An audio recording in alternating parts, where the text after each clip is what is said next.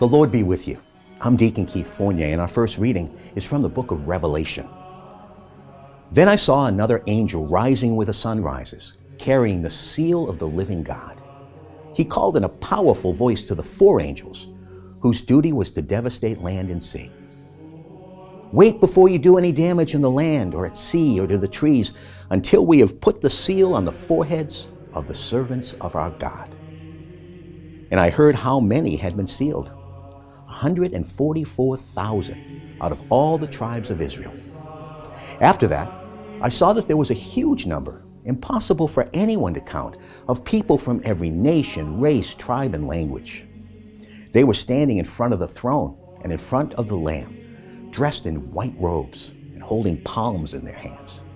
They shouted in a loud voice, "Salvation to our God who sits on the throne, and to the Lamb." And all the angels who were standing in a circle round the throne, surrounding the elders and the four living creatures, prostrated themselves before the throne and touched the ground with their foreheads, worshiping God with these words, "Amen.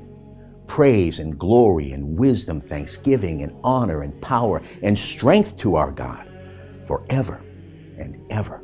Amen." One of the elders then spoke and asked me, "Who are these people dressed in white robes, and where have they come from?" I answered him, "You can tell me, sir." Then he said, "These are the people who have been brought through the great trial.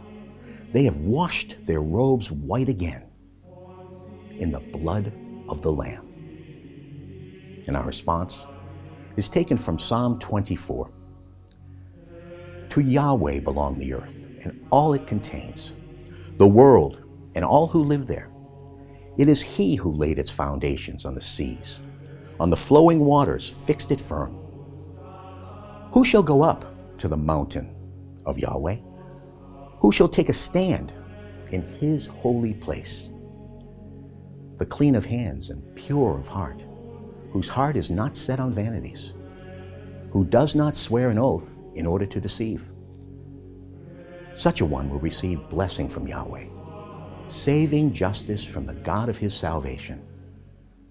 Such is the people that seeks Him, that seeks your presence, O God of Jacob. And our second reading is taken from the first letter of St. John. You must see what great love the Father has lavished on us by letting us be called God's children, which is what we are. The reason why the world does not acknowledge us is that it did not acknowledge Him. My dear friends, we are already God's children, but what we shall be in the future has not yet been revealed. We are well aware that when He appears, we shall be like Him, because we shall see Him as He really is. Whoever treasures this hope of Him purifies himself to be as pure as He is. In a reading from the Holy Gospel according to St. Matthew. Seeing the crowds, Jesus went on to the mountain. And when He was seated, His disciples came to Him, and then He began to speak. And this is what He taught them. How blessed are the poor in spirit! The kingdom of heaven is theirs. Blessed are the gentle. They shall have the earth as inheritance. Blessed are those who mourn. They shall be comforted. Blessed are those who hunger and thirst for uprightness. They shall have their fill. Blessed are the merciful. They shall have mercy shown to them. Blessed are the pure in heart. They shall see God. Blessed are the peacemakers. They shall be recognized as children of God. Blessed are those who are persecuted in the cause of uprightness. The kingdom of heaven is theirs.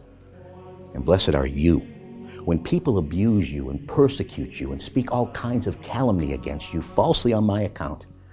Rejoice and be glad, for your reward will be great in heaven. This is how they persecuted the prophets before you.